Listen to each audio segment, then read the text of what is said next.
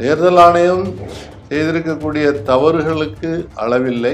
தேர்தல் ஆணையம் நேர்மையாக செயல்படவில்லை. மக்களினுடைய பெயர்களை நீக்குவதில் தான் கூடுதல் கவனம் செலுத்துவதாக தெரிகிறது. ஆனால் மக்கள் பலரும் அலட்சியமாக இருந்து கொண்டிருக்கின்றார். பேர் இல்லைன்னா என்ன, நாளை என்ன ஆச்சு, ஒரு ஓட்டு போடலைன்னா ஒன்றும் பிரச்சனை இல்லை அப்படின்னு நினைக்கக்கூடிய பலர் இருக்கிறார். நாளை இந்த பட்டியலில் உங்களுடைய பெயர் இல்லை என்றால் மிகப்பெரிய ஆபத்துக்கள் வரலாம். உங்களுடைய ரேஷன் கார்டிலிருந்து உங்களுடைய பெயர் நீக்கப்படலாம். ரேஷன் கார்டு இல்லைன்னா ரேஷன் வாங்க முடியும். உங்களுடைய வங்கி கணக்கு முடக்கப்படலாம். அஸ்ஸாமில் நடந்திருப்பது போன்று அந்த நேஷனல் ரெஜிஸ்டர் ஆஃப் சிட்டிசன்ஸ் சொல்லக்கூடிய தேசிய பதிவேட்டில் பெயரில்லை என்று சொல்லி பலரும் ஜெயிலில் அடைக்கப்பட்டிருக்கிறார். டீடூப்ளிகேஷன் சாஃப்ட்வேர் நாங்கள் இப்போ யூஸ் பண்ணலைன்னு சொல்கிறீங்க. ஒரு சாஃப்ட்வேர் சரியில்லைன்னா இன்னொரு சாஃப்ட்வேர் வாங்குறதுக்கு உங்களுக்கு என்ன கஷ்டம்ன்றது புரியலை. நீங்கள் தான் பத்திரிகையாளர்களுக்கு பேட்டி கொடுக்கும்போது சொன்னீங்க, உங்கள் பிஎல்ஓக்கள் தான் சொன்னாங்க, உங்கள் எலக்ட்ரல் ஆஃபீஸர், டிஸ்ட்ரிக்ட் எலக்டர் ஆஃபீஸர்னு சொல்லக்கூடிய மாவட்ட ஆட்சியர்கள் சொன்னாங்க, நீங்கள் இந்த ஃபார்மு கூட வேறு எதுவுமே கொடுக்க வேண்டாம்னு சொன்னீங்க. அப்போவே சொல்லியிருந்தா அவங்க ஆதார் கார்டு கொடுக்கணும்னா ஆதார் கார்டை கொடுத்துருப்பாங்க, பாஸ்போர்ட் வேணா பாஸ்போர்ட்டை கொடுத்துருப்பாங்க, எந்த அத்தாட்சி இருக்கோ அதை கொடுத்துருப்பாங்க. எதுவுமே கொடுக்க வேண்டாம்னு சொல்லிட்டு இப்போ 10 லட்சம் பேருடைய பேரில் சந்தேகம் இருக்குது, அதனால் நீங்கள் இனிமேல் அதற்கான ஆதாரத்தை கொடுக்கணும்னு சொன்னால் அது எப்படி சாத்தியமா? அது எவ்வளவு கொடூரம், எவ்வளவு அநியாயம், எவ்வளவு அக்கிரமம். உடல் வலிமையை உறுதி செய்யும் சிலாஜித், கவனத்தை மேம்படுத்தும் அஸ்வகந்தா மற்றும் உயிர் சக்தியை பெருக செய்யும் சஃபேடு முஸ்லி போன்ற இமயமலையின் உணவுப் பொருட்களை கொண்டு வந்து மிஸ்டர் பர்ஃபெக்ட் உருவாக்கப்பட்டுள்ளது. உங்கள் முழு குடும்பத்தின் ஆரோக்கியத்தை மா நேச்சுரல்ஸ் மூலம் உறுதி செய்திருங்கள். 100% இயற்கையான மூலிகை பொருட்கள் மூலம் உருவாக்கப்பட்ட மிஸ்டர் பர்ஃபெக்ட் மற்றும் மிஸ் பர்ஃபெக்ட் தலைமுறையாக குடும்பங்களின் உடல் வலிமை, மன வலிமை மற்றும் மகிழ்ச்சியை பெருக செய்கிறது. உங்கள் மகிழ்ச்சியான பயணத்தை துவங்க www.manaturals.com என்ற இணையதளத்தை பார்வையிடவும் அல்லது வாட்ஸ்அப் எண்ணிலும் தொடர்பு கொள்ளலாம்.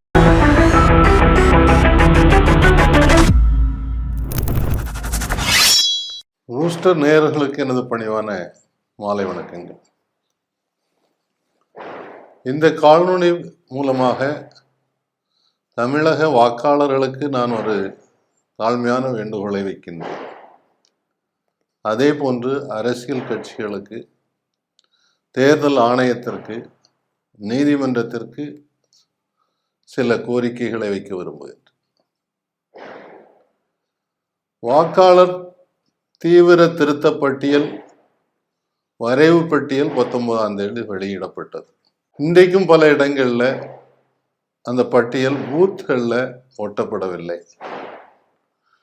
வாக்காளர்கள் நிறைய பேருக்கு தன்னுடைய பெயர் இருக்குதா இல்லையா தெரியாது. தேர்தல் ஆணையத்தினுடைய கணக்குப்படி 26 லட்சம் பேர் இறந்து போனார்கள். 66 லட்சம் பேர் இடம் மாறி போய்விட்டார்கள். ஒரு 3.5 லட்சம் பேர் டபுள் என்ட்ரி, அதாவது டூப்ளிகேட்டாக இருந்ததுனால நீக்கிட்டோம் அப்படின்னு சொல்றாங்க. அப்போ ஒரு வாக்காளருடைய கடமை இன்னைக்கு என்னன்னு சொன்னா, தன்னுடைய பெயர் பட்டியலில் வந்திருக்கிறதா என்பதை உத்தரவாதப்படுத்த வேண்டியது இருக்கிறது. இல்லை என்றால் பதிவு செய்வதற்கான ஏற்பாடு செய்ய வேண்டும். இந்த வேலை தேர்தல் ஆணையத்தினுடைய வேலை. தேர்தல் ஆணையம் நேர்மையாக செயல்படவில்லை. மக்களினுடைய பெயர்களை நீக்குவதில் தான் கூடுதல் கவனம் செலுத்துவதாக தெரிகிறது. ஆனால் மக்கள் பலரும் அலட்சியமாக இருந்து கொண்டிருக்கின்றார்கள். பேர் இல்லைன்னா என்ன, நாளை என்ன ஆச்சு, ஒரு ஓட்டு போடலைன்னா ஒன்றும் பிரச்சனை இல்லை அப்படின்னு நினைக்கக்கூடிய பலர் இருக்கிறார். நாளை இந்த பட்டியலில் உங்களுடைய பெயர் இல்லை என்றால் மிகப்பெரிய ஆபத்துக்கள் வரலாம். ஒன்று, உங்களுடைய ரேஷன் கார்டிலிருந்து உங்களுடைய பெயர் நீக்கப்படலாம். ரேஷன் கார்டு இல்லைன்னா ரேஷன் வாங்க முடியாது. உங்களுடைய வங்கி கணக்கு முடக்கப்படலாம். அஸ்ஸாமில் நடந்திருப்பது போன்று அந்த நேஷனல் ரெஜிஸ்டர் ஆஃப் சிட்டிசன்ஸ் சொல்லக்கூடிய தேசிய பதிவேட்டில் பெயரில்லை என்று சொல்லி பலரும் ஜெயிலில் அடைக்கப்பட்டிருக்கிறார்கள். உடனடியாக அடுத்து 2021 நடத்த வேண்டிய சென்சஸ் இன்னும் நடத்தலை, இப்போ நடத்த போகிறோம்னு சொல்லியிருக்காங்க. அந்த சென்சஸ்லயும் உங்க பேர் இல்லாமல் போயிருக்கு வாய்ப்பு இருக்கு. அப்படி வரும்போது நீங்க உயிரோட இருந்தும் இல்லாததாக உள்ள ஒரு சூழ்நிலை வந்துவிடும். எனவேதான் ஒவ்வொரு வாக்காளரும் உடனடியாக தன்னுடைய பெயர் இருக்கிறதா இல்லையா என்பதை பக்கத்தில் இருக்கக்கூடிய கட்சிகளுடைய பிரதிநிதிகள் இருக்கின்றார்கள், BLA 2 சொல்லக்கூடிய பிளாக் லெவல் ஏஜென்ட்ஸ், அவங்கள்ட்ட கேட்டு தெரிஞ்சுக்கலாம். இல்லை BLO இருக்காங்க, அவங்க தான் பதிவு செய்தவர்கள், அவங்கள பார்த்து கேட்கலாம். இல்லை உங்களுக்கு பக்கத்தில் இருக்கக்கூடிய சேவை மையத்தில் போய் அந்த லிஸ்ட்டு உங்களோட என்னெல்லாம் தகவல் இருக்கோ அதை கொடுத்து எனக்கு செக் பண்ணி தாங்கன்னு சொல்லி கேட்கலாம். அப்படி இல்லாமல் விடுபட்டு போனால் உடனடியாக நீங்கள் மீண்டும் பதிவு செய்ய வேண்டியது இருக்கு. அதுக்கு சேவை மையம் மூலமாக அல்லது BLA 2 மூலமாக ஃபார்ம் 6 சொல்லக்கூடிய படிவத்தை வாங்கி நிரப்பி அதில் உங்களுடைய முகவரிக்கான அத்தாட்சி, அதற்கான ஒரு கார்டு, அதனுடைய நகல், அதே மாதிரி உங்கள் வயதுக்கான அத்தாட்சி, இது ரெண்டும் கட்டாயமாக வைத்து கொடுத்து 2 காப்பி எடுத்து கொடுத்துட்டு 1ல் கையெழுத்து வாங்கி கொள்ளுங்கள். முதல் கட்டமாக 2 ஃபார்ம் கொடுத்த பிறகும் பல இடங்களில் ஒரு ஃபார்மில் BLO கையெழுத்து போட்டு கொடுக்கல அப்படின்னு புகார் வந்திருக்கிறது.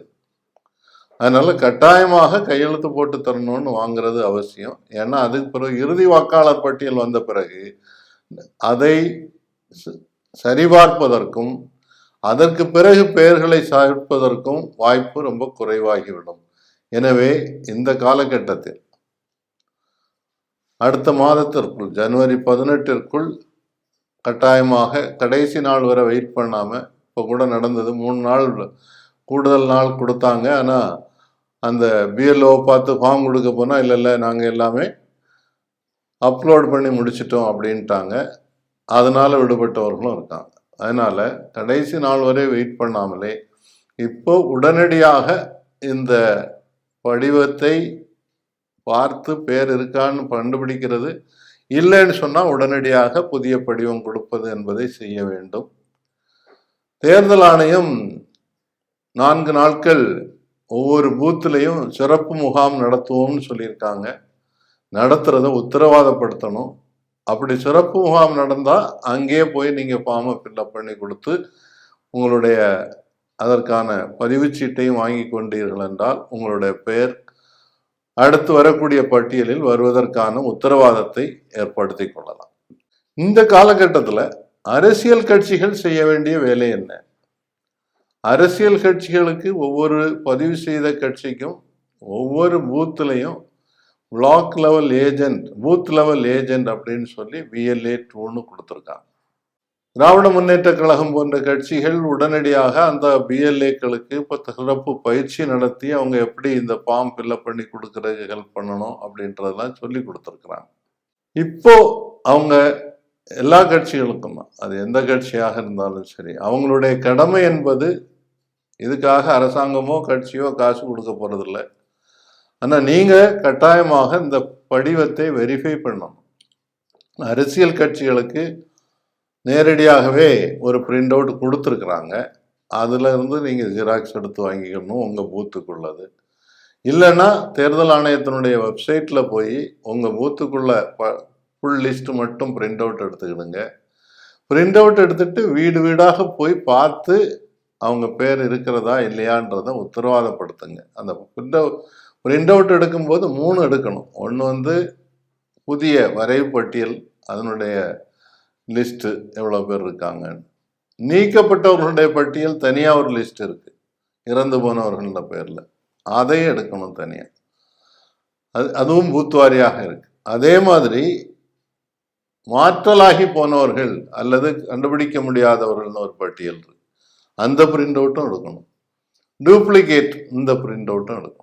ஒவ்வொரு பூத்துக்கும் இந்த 4 பிரிண்ட் அவுட் எடுத்துவீங்கன்னா தான் நீங்கள் அதை வச்சுட்டு பார்க்கும்போது யாருடைய பெயர்கள் விடுபட்டு போயிருக்கு, தவறாக யார் இறந்தவர்கள் சொல்லக்கூடியவர்கள் உயிரோடு இருக்கிறத பார்க்க முடியுது, மாற்றலாகி போனவர்கள் என்பவர்கள் அதே ஊரில் இருக்கிறத பார்க்க முடியுது. டூப்ளிகேட்டுன்னு சொன்னவர்கள் உண்மையில் டூப்ளிகேட் இல்லைன்னுலாம் பிரச்சனை இருக்குது. அப்போ அதை கரெக்டாக வெரிஃபை பண்ணி பார்த்து ஒரு முடிவுக்கு வருவதற்கு இந்த 4 பிரிண்ட் அவுட்டையும் கையில் வச்சுட்டு வீடு வீடாக பார்த்து பேசுறது, உத்தரவாதப்படுத்துவது, விடுபட்டவர்களுடைய பெயர்களை உடனடியாக ஃபார்ம் 6 நிரப்பி கொடுத்து அதை பிஎல்ஓட்ட கொடுத்து அதனுடைய அக்னாலஜ்மெண்ட் வாங்கி கொடுக்கிறது என்பது உங்களுடைய கடமையாக ஏற்று செய்ய வேண்டும். இதுக்கு உங்களுக்கு வருமானம் இல்லாமல் இருக்கலாம். இது ஒரு சமூக சேவை, அரசியல் சேவை. இதில் நீங்கள் இன்னும் ஒரு படி முன்னோக்கி போகிறதுக்கு ஒரு ஆலோசனையை முன்வைக்கின்றேன். எப்படி முன்னால் தேர்தல் காலத்தில் அரசியல் கட்சிகளே ஒவ்வொருத்தருக்கும் பூத் ஸ்லிப்புன்னு கொடுப்பாங்க வாக்காளர்களுக்கு, அதே மாதிரி நீங்கள் ஒரு பூத் ஸ்லிப் இப்போ தயாரித்து பண்ணி கொடுங்க. அதில் அந்த வாக்காளருடைய பெயர், அவருடைய எபிக் கார்டு நம்பர், அவருடைய பூத் என்னது, அவருடைய சிலருக்கு தொகுதி கூட தெரியல. இப்போ சென்னை போன்ற இடத்துல எந்த தொகுதியில் ஓட்டு போட்டோன்றதே தெரியாமல் இருக்கிறாங்க. அப்போ அந்த சட்டமன்ற தொகுதியினுடைய பேர், பாராளுமன்ற தொகுதியினுடைய பேர், பூத்தினுடைய பெயர், பூத்தினுடைய நம்பர், அந்த லிஸ்ட்டில் பாகம் நம்பர், அதே மாதிரி பூத்துக்குள்ளால உங்களுடைய பெயர் எத்தனாவது வந்திருக்குதுன்னு சொல்லி வரிசை எண், இவ்வளவையும் ஃபில்அப் பண்ணி கொடுத்துட்டீங்கன்னு சொன்னால் அந்த வாக்காளர்களுக்கு சந்தோஷமாகவும் இருக்கும், உங்களுக்கு நன்றியும் தெரிவிப்பார்கள். நாளை தேர்தல் வரும்போது நீங்கள் அவங்கள நேரடியாக போய் பார்த்து வாக்கு சேகரிப்பதற்கும் உதவியாக இருக்கும். இதை செய்வது என்பது தமிழ்நாட்டில் ஒரு சிறந்த பணியாக இருக்கும் என்பதை அரசியல் கட்சிகளுக்கு நான் என்னுடைய வேண்டுகோளாக முன்வைக்கின்றேன். அடுத்தது தேர்தல் ஆணையம். தேர்தல் ஆணையம் செய்திருக்கக்கூடிய தவறுகளுக்கு அளவில்லை. ஆனால் இப்போவாவது தேர்தல் ஆணையம் திருத்தி கொள்ள வேண்டும். இப்போ சிறப்பு முகாம் நடத்தி பட்டியலில் ஆட்கள் சேர்ப்போம்னு சொல்லி தமிழக தேர்தல் ஆணையர் சொல்லியிருக்காங்க, வரவேற்கிறேன். ஒன்று, இதுக்கு முன்னால் இப்போவும் இந்த 10 லட்சம் பேருக்கு லிஸ்ட் அனுப்பியிருக்கா, அந்த கடிதம் அனுப்பியிருக்கிறதாக சொல்லியிருக்கிறீர்கள். அவங்க அத்தாட்சி எதுவும் கொடுக்கல, அதனால அத்தாட்சி கேட்டு கடிதம் அனுப்பணும். நீங்க தான் பத்திரிகையாளர்களுக்கு பேட்டி கொடுக்கும்போது சொன்னீங்க, உங்க பிஎல்ஓக்கள் தான் சொன்னாங்க, உங்க எலக்ட்ரல் ஆஃபீஸர், டிஸ்ட்ரிக்ட் எலக்டர் ஆஃபீஸர்னு சொல்லக்கூடிய மாவட்ட ஆட்சியர்கள் சொன்னாங்க, நீங்க இந்த ஃபார்மு கூட வேற எதுவுமே கொடுக்க வேண்டாம்னு சொன்னீங்க. அப்போவே சொல்லியிருந்தா அவங்க ஆதார் கார்டு கொடுக்கணும்னா ஆதார் கார்டை கொடுத்துருப்பாங்க, பாஸ்போர்ட் வேணும்னா பாஸ்போர்ட்டை கொடுத்துருப்பாங்க, எந்த அத்தாட்சி இருக்கோ அதை கொடுத்துருப்பாங்க. எதுவுமே கொடுக்க வேண்டாம்னு சொல்லிட்டு இப்போ 10 லட்சம் பேருடைய பேர்ல சந்தேகம் இருக்கு, அதனால நீங்க இனிமே அதற்கான ஆதாரத்தை கொடுக்கணும்னு சொன்னா அது எப்படி சாத்தியமா? அது எவ்வளவு கொடூரம், எவ்வளவு அநியாயம், எவ்வளவு அக்கிரமம். அவங்க ஒவ்வொருத்தரும் அவங்க வேலையை விட்டுட்டு இப்போ என்னமோ உங்களை தேடி இதெல்லாம் தர வேண்டியது இருக்கிறது. வேலை இழப்புக்கு சம்பளம் நீங்க கொடுக்க போறீங்களா? இல்லை. முதல்லயே நீங்க என்ன செய்திருக்கலாம்னு சொன்னா, டிரான்ஸ்ஃபரில் போனவங்க எல்லாம் உடனடியாக ஃபார்ம் 8 கொடுத்து உங்களுடைய பெயர் பட்டியலை நீங்கள் இப்போ இருக்கக்கூடிய தொகுதிக்கு மாற்றிக்கொள்ளுங்கள்னு சொல்லியிருந்தா மக்கள் சந்தோஷமாக செய்திருப்பாங்க. அதை செய்யலை, அதற்கான அவகாசத்தை கொடுக்கல. அதே மாதிரி டீடூப்ளிகேஷன் சாஃப்ட்வேர் நாங்கள் இப்போ யூஸ் பண்ணலைன்னு சொல்கிறீங்க. ஒரு சாஃப்ட்வேர் சரியில்லைன்னா இன்னொரு சாஃப்ட்வேர் வாங்குறதுக்கு உங்களுக்கு என்ன கஷ்டம்ன்றது புரியலை. இப்பவும் ஒரு தொகுதிக்குள்ள சிலரை டூப்ளிகேட்டுன்னு நீக்கி இருக்கலாம், ஆனால் அதே ஆள் வேற ஒரு தொகுதியில் தூரத்தில் இருந்தால் உங்களால் கண்டுபிடிக்க முடியாது, அதுக்கான வாய்ப்பு இல்லை. அப்போ இந்த திருத்தங்களை செய்வது ஒரு முக்கியமான பணி உங்களுக்கு. ரெண்டாவது, இப்போ நீங்க இந்த சிறப்பு முகாம் நடத்துவோம்னு அனௌன்ஸ் பண்ணியிருக்கிறீங்க இல்லையா? இப்போவாவது ஒரு தாழ்மையான வேண்டுகோளை, ஏற்கனவே நான் கடிதம் எழுதியிருக்கிறேன், வாக்குரிமை பாதுகாப்பு இயக்கம் சார்பாக சமூக தணிக்கை நடத்துங்கள், சிவில் சமூகத்தை அணுகுங்கள், அவர்களோடும் கலந்துரையாடல் நடத்துங்கள்னு சொன்னோம். நீங்க எதுவுமே செய்யலை. இப்போவாவது அந்தந்த ஊர்களில் இந்த சிறப்பு முகாம் நடத்துறதுக்கு முந்தின நாளே பட்டியலை அந்த பூத்துல ஒட்டுவதற்கான ஏற்பாடு செய்யுங்க. பட்டியல் இந்த இடத்துல ஒட்டப்பட்டு இருக்கிறது என்பதை ஒரு ஆட்டோல மைக் வச்சு அனௌன்ஸ் பண்ணுங்க. பேர் இல்லைன்னா என்ன செய்யணுன்றதுக்கு அந்த மைக் அனௌன்ஸ்மெண்ட்ல சொல்லுங்க. என்னென்ன படிவங்கள் கொண்டு வரணும்னு சொல்லுங்க. எத்தனை மணிக்குள்ள வரணும்னு சொல்லுங்க. எந்தெந்த நாள்ல எந்தெந்த இடத்துல வரணும், எத்தனை மணிக்குள்ள வரணும்னு சொல்லுங்க. ஏற்கனவே வரைவு பட்டியல்ல வந்து நீங்க நோட்டீஸ் அனுப்பாமல் ஏற்றுக்கொள்ளப்பட்டவர்களுக்கு தயவு செய்து ஒரு பூத் ஸ்லிப் மாதிரி ஒன்று எழுதி கொடுங்க. முன்னால கொடுத்த எபிக் கார்டில் இருக்குல்ல, அந்த கார்டில் என்னெல்லாம் தகவல் இருக்கோ முகவரி உட்பட. இன்னைக்கு ஒரு பெரிய புகாராக வந்திருக்கிறது, பல இடங்கள்ல முழு முகவரி இல்லை. அப்போ அதை வச்சு இவங்க எந்த வீட்டில் உள்ளவங்க இங்க உள்ளவங்களா இல்லையான்னு கண்டுபிடிக்க முடியாதுன்னு ஒரு கவலை வந்திருக்கிறது. அதனால நீங்க எழுத்துப்பூர்வமாக கொடுங்க உடனடியாக. பின்னால ஒருவேளை நீங்க எபிக் கார்டு அனுப்பிங்க. இப்போ நீங்க அவங்களுக்கு ஒரு நம்பிக்கை வருவதற்காக அதை கொடுப்பதற்கான தேவை இருக்கு. அதே மாதிரி சேர்க்க உடனடியாக அந்த ஒரு அக்னாலஜ்மெண்ட் மாதிரி ஏதோ ஒன்று கொடுங்க. அது ஃபைனலா இருக்கணும். இறுதி வாக்காளர் பட்டியலில் யாருடைய பேரும் விடுபட்டு போகக்கூடாது என்ற எண்ணம் உங்களுக்கு இருக்கணும். இன்னொன்று, இனிமே புதுசா பேர் சேர்க்கிறவங்களை பொறுத்தவரையில தமிழ்நாட்டுக்குள்ள ஒரு பெரிய சந்தேகம் இருக்கிறது. என்ன சந்தேகம் என்றால், ஆன்லைன்ல யார் வேணாலும் அப்ளை பண்ணலாம், அதுக்கு யார் அப்ரூவ் பண்ணுவாங்கன்றது தெரியாது. அந்த ஆன்லைன்ல உள்ளதை ட்ராக் பண்றதுக்கான ப்ரொவிஷனும் மற்றவர்களுக்கு இல்லை. நீங்க இன்னைக்கு வரைக்கும் மெஷின் ரீடபிளா அந்த எலக்ட்ரல் ரோல் கொடுக்கல. எக்ஸல் ஷீட்ல கொடுத்தா எளிதாக அரசியல் கட்சிகள் வெரிஃபை பண்ண முடியும். இதுக்கு முன்னால வெரிஃபை பண்ணியிருக்காங்க. நீங்க ஏற்கனவே ஆன்லைன்ல கொடுத்துருக்கக்கூடிய லிஸ்ட்ல புகைப்படங்கள் இல்லை, சரி வேண்டாம். புகைப்படங்கள் இல்லாமலே அவங்க வெரிஃபை பண்றதுக்காவது எக்ஸல் ஷீட்ல கொடுங்க. நேம் அட்ரஸை வச்சு அவங்களால செக் பண்ண முடியும், டூப்ளிகேட்டை பார்க்க முடியும். ஏற்கனவே டிரான்ஸ்ஃபர்ல போயிருந்தவங்களுக்கு, திருமணமாகி போனவங்களுக்கெல்லாம் நீங்க முதல்ல வாய்ப்பு கொடுக்கலன்றதை நான் சுட்டி காட்டி சொன்னேன். இப்போவாவது அவர்கள் விடுபட்டு போகாமல் இருப்பதற்கு அந்தந்த ஊர்ல வீட்டில் கேட்டாச்சுன்னு சொன்னா அவங்க கரெக்டா இவங்க எங்க இருக்காங்கன்றத சொல்லி தருவாங்க. அவங்கள தொடர்பு கொள்வதற்கான முயற்சியை செய்யுங்க. எல்லாம் பிஎல்ஏ செய்யணும்னு எதிர்பார்க்காதுங்க. பிஎல்ஏஸுக்கும் பெரிய அனுபவம் இல்லை. ஆனால் இறுதியாக வெளிமாநிலத்திலிருந்து இங்க வந்திருப்பவர்கள் அவர்கள் நிரந்தரமாக இங்கே குடியிருக்கிறார்கள் என்பது முழுமையாக தெரிந்தால் மட்டுமே அவர்கள் தமிழ்நாட்டில் உள்ள பட்டியலில் சேர்க்கப்பட வேண்டும். தற்காலிகமாக வந்தவர்கள், சில நாட்கள் வேலை செய்வதற்காக வந்தவர்கள், புலம்பெயர்ந்த தொழிலாளர்களில் கான்ட்ராக்ட் ஒப்பந்தத்தோடு 3 மாதம் 4 மாதம் 6 மாதம் வேலை பார்ப்பவர்கள், 1 வருடம் வேலை பார்ப்பவர்கள், அவர்களெல்லாம் இந்த மாநிலத்தில் பதிவு செய்வது என்பது கூடாது. சட்டப்படி ஒருவேளை அது சரியாக இருக்கலாம். ஆனால் இது பின்னால் பெரிய பிரச்சனைகளை உருவாக்கும். அதை புரிந்து கொண்டு தயவு செய்து பெயர்களை சேர்க்கும் போது அதை சரியாக சரிபார்த்து ஆதாரங்கள் இருந்தால் மட்டும் நிரந்தரமாக தமிழ்நாட்டில் குடியிருப்பவர்களுடைய பெயர்களை மட்டுமே சேர்க்க வேண்டும் என்பதையும் உங்களிடம் தாழ்மையோடு கேட்டுக்கொள்கின்றேன். அரசியல் கட்சிகளை இதை கூர்மையாக கண்காணிக்க வேண்டும் என்றும் கேட்டுக்கொள்கின்றேன்.